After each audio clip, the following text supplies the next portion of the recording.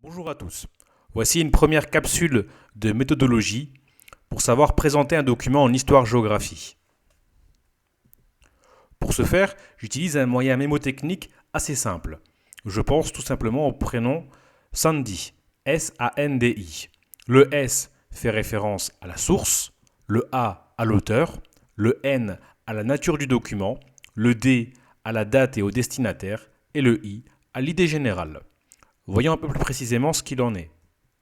La source, c'est un élément fondamental, car elle permet de comprendre d'où vient le document, et celui-ci peut être tiré de divers endroits. Un ouvrage, un magazine, un journal, ou encore un extrait de discours. Concernant l'auteur, c'est savoir qui a réalisé le document, quelle que soit sa nature, écrit, oral ou pictural. De plus, il est bon de connaître l'auteur lorsque celui-ci est une personnalité assez connue en histoire ou en géographie. Généralement, on a pu le voir en classe ou alors le manuel met en avant les grandes lignes de cette personnalité.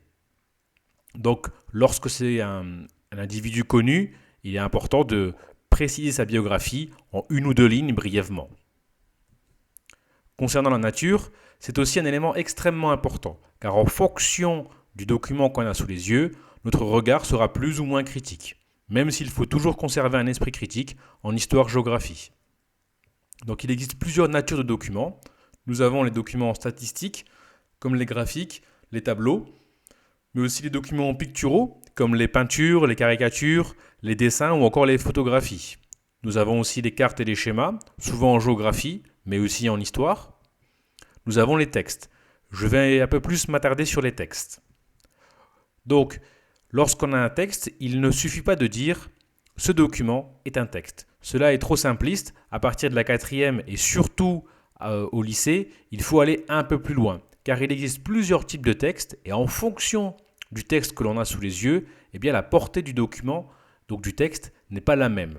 Voici quelques types de textes. Il y a le texte officiel, comme l'extrait de loi.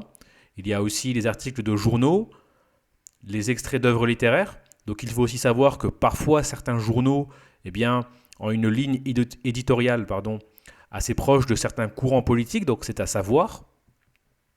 Nous avons aussi les extraits d'une lettre. C'est aussi un élément un peu plus ici subjectif.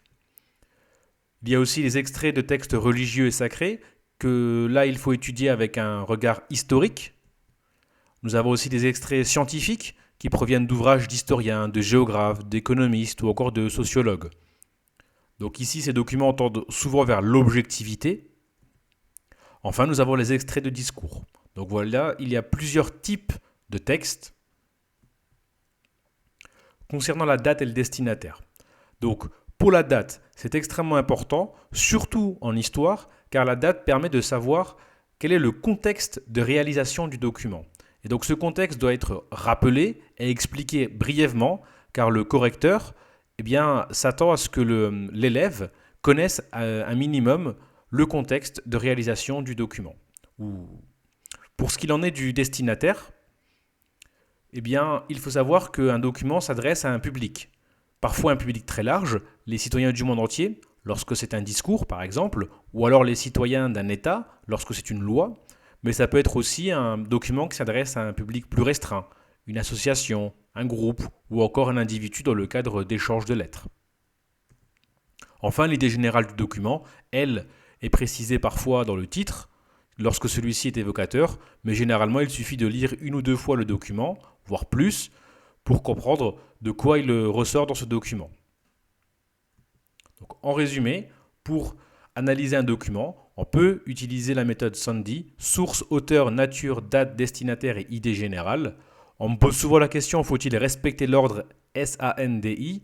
J'ai envie de répondre que non, car le but, ce qui importe ici, est de n'oublier aucun des éléments qui composent ce prénom Sandy.